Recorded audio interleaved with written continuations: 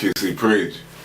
What's happening? What's good, man? What's good? How you get that name, man? QC Preach. Well, back in the day when I was rapping, my boy Trey Goon put me on a song. And at the time I ain't really had no name, but I know I was representing the Quad Cities and stuff like that.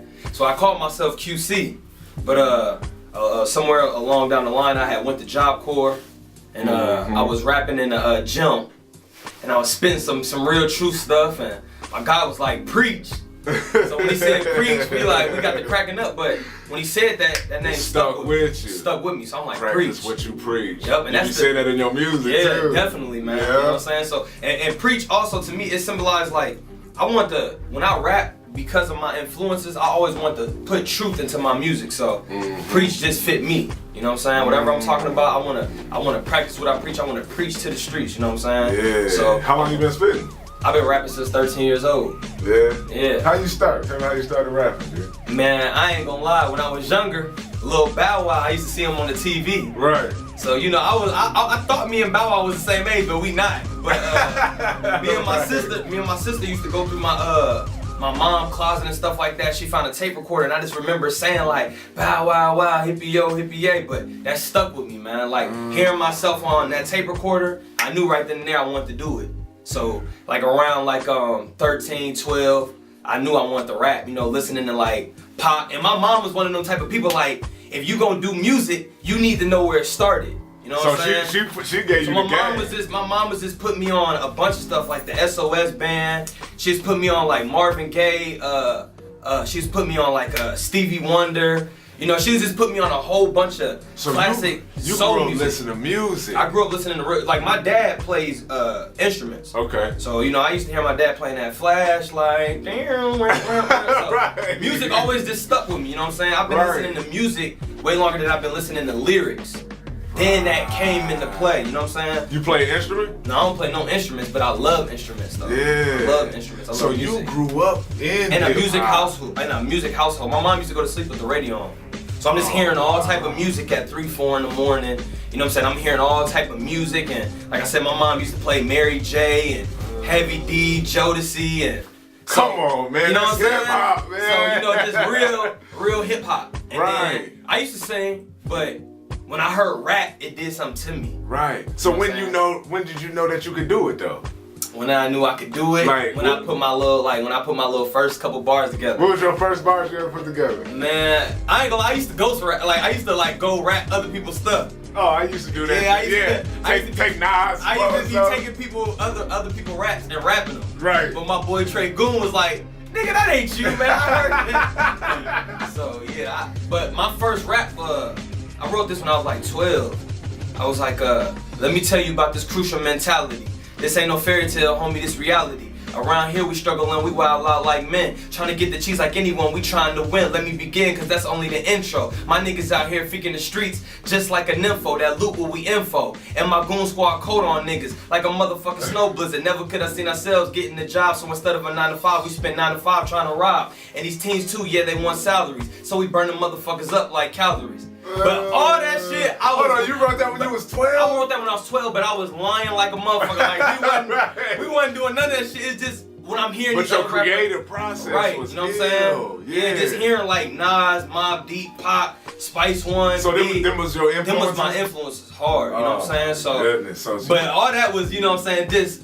being this saying shit. Right. But when I did that and I'm telling everybody like, yo, I did this, it was a lot of older niggas in my neighborhood like, yo, you wrote that? That shit hard. So I was like, ahead of your time, man. Yeah, I love attention too. You know what I'm saying? And not attention because, you know, no other stuff. I like being the center of attention. Cause when I rap, man, I'm not just talking. Yeah. You know, I'm touching people when I make music. It's real. You know what I'm saying? I'm making people cry over here. I'm making people want to turn up over there. Right. I'm making people want to change their life. So I like that feeling. Right. I don't want attention as in no trolling attention. I want the attention as in like, I could change your life. So that's what you were trying to accomplish with your music? That's what I'm trying to accomplish with my music. You know what I'm saying? Like, I want to be able to get on and encourage the youth.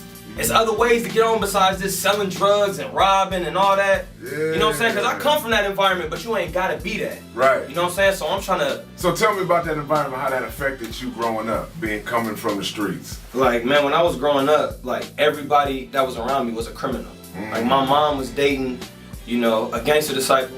You know what I'm saying? GD. My mom was dating, you know, a dude that was in the streets, and all his brothers, you know, sold drugs, and they was doing their little dirt. At 6, 7 years old, he was getting locked up. My mom was already taking me hours on the road to go see somebody. You know what I'm saying? I grew up in an abusive home, you know? So that, all that shit, it play a part, man, in life. But me, like, I seen people getting beat up off of drugs, getting drunk, throwing up, you know what I'm saying, getting sick. All this shit traumatized me so much that I never ever partook in none of that.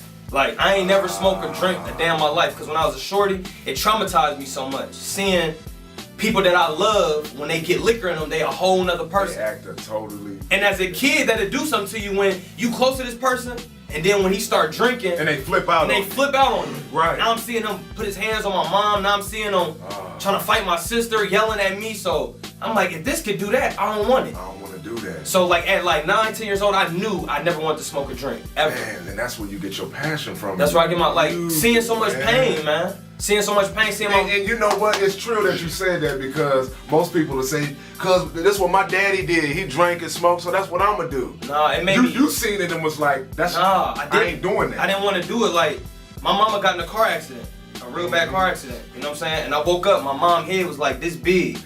You know, I'm like 10 years old. I'm like in 4th, 5th grade, and I seen her car was like smashed in the parking lot, and I just remember like. This nigga was so foul to my mama, he was taking her medicine and getting high with it and selling it. My mama needed that medicine the most. My mama was going through that. He wasn't even supporting her. He was stealing from her, taking the medicine, taking the money, all type of shit. So that built up a lot of frustration in my heart. You know what I'm saying? It's bad enough I ain't got the freshest clothes. Right. I'm kind of getting picked on a little bit because I'm the little dude on the block. Yeah. So, you know, all this pain and anger just building up. So instead of me being one of them kids that want to go out and fight and go shoot, the paper and pencil became my best friend. Wow. And that's how I was able to release my stress.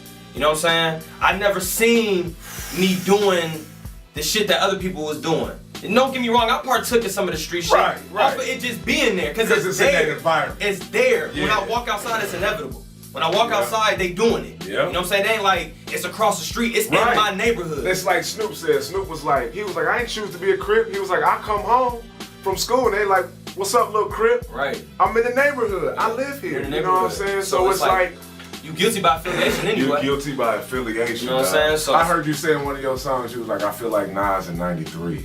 Yeah. That was so ill. Yeah, because you're a storyteller. You taking your life and you putting it in a poetic form, dog. Yeah, man, because like I said, like everybody, like what I'm noticing, and it's not no diss to QC rappers. Right. But what I'm noticing is like in the Quad Cities, people is kind of talking like they already own. You know, they talking about like, look what I got, look at this and look at that and look at this, but nigga, I'm still struggling. We struggling. You know what I'm saying? I'm still getting fussed at. You know, my mom's tripping about this and that, and you know, the thing is like, I'm trying to tell a story as in like, man, like, you know, my mom feel like, go get a job.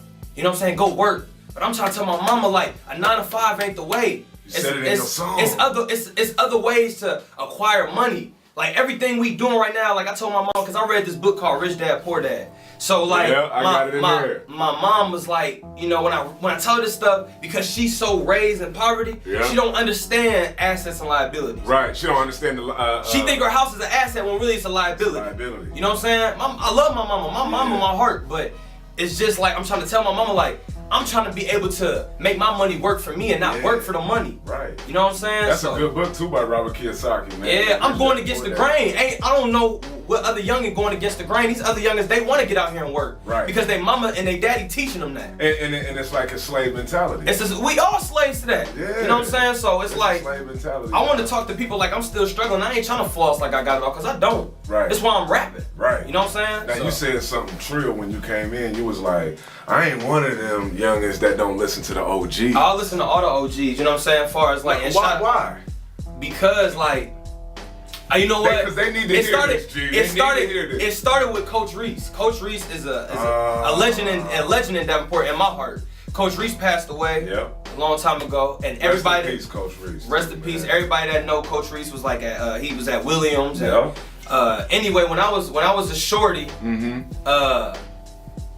he used to come up to me. I always used to stay getting kicked out of class. You know what I'm saying? So when I come into the hallway, you know, he used to stutter like, what? Why you in the hallway? You know what I'm saying? Why are you in the hallway? But Coach, I never forget what Coach Reese told me, because other teachers used to just think like, you bad. You know what I'm saying? But Coach Reese used to be like, I see something in you.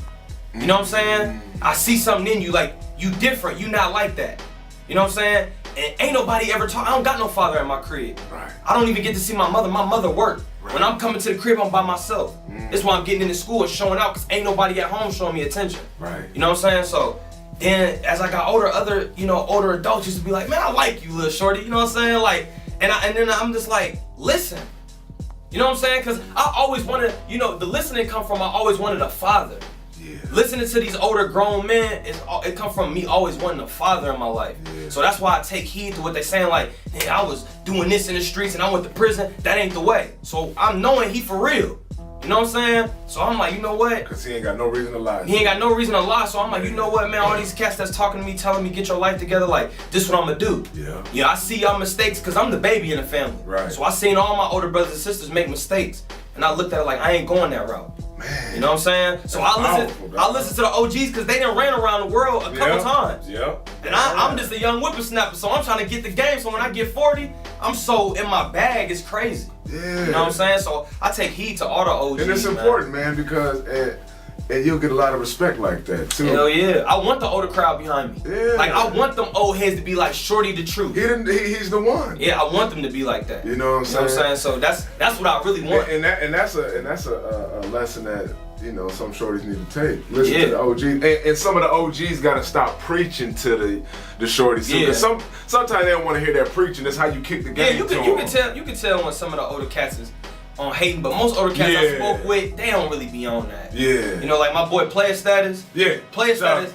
Shout out Player Status. Shout out to Timeless Entertainment. Player Status and Relic the Don. They stay in my ear. Yeah. You know, and like they see something. This something I ain't never even told Delmont. You know what I'm saying? Like I ain't never even told Demos this, but like man, I look up to dude. Yeah. Just the way he talked to me and how he came to me. You know what I'm saying? Like I look up to him like he ain't no that's big bro. Like, man, dude really like a street pops or something like that. You know what I'm saying? Like a forefather to me. You know what I'm saying? So that's how I look at it for a long time. Yeah, man. All these OGs, they in my ear, and I just take what they telling me, and it's like, yo, I'm gonna go hard for y'all. Right. For what y'all couldn't do, I'm gonna be the shorty to do what y'all always wanted to do when y'all was shorties. And you'll be like our hero. Yeah. You know what I'm saying? Everything. You like the Quad City superhero. On everything. That's why I call myself QC Preach. Right. You know what I'm saying? That's ill, dog. I'm trying to put on for the whole so when you go into the studio, like, how you formulate your songs?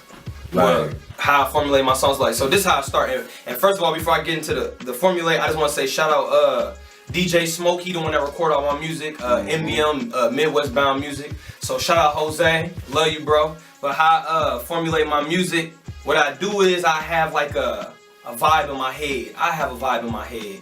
So I be doing like a little 4-bar scheme, a little 4-bar scheme, a little 4-bar scheme, and then after I do like the little 4-bar scheme, I just keep thinking of what it is I'm trying to pursue with this music. Because most of the time when I'm in my formulating a song, it gotta be a message. Whether maybe it might be bad. So you just ain't mumble rapping. It can't be no. I'm just writing down anything. Right. So what I do is I keep going over in my head. I might be at work and just keep playing these 4 bars back in my head. What I'm saying. I get home and hurry up and start rapping, and I be telling the story, and then after I get done formulating what I analyze what I did, and I might be like, I don't like that, so then I rewrite. So that's the rough draft. Right. And then I rewrite, and then that's when I know I got a topic. So you don't just go with the first thing you wrote. Hell nah. What I do is I might write this and rap it to the beat, and I might do this for a whole week. And next week I'm looking at it like I could have did it like that. You know what I'm saying? So that's how my music really come about. Then I get in there with Jose, DJ Smoke, my producer. Yeah. And So what y'all working on? Y'all working on a mixtape right now? Hell yeah, Practice What You Preach. Okay. You know how many songs you gonna put on there? I'm gonna put like 12 songs on there. Yeah.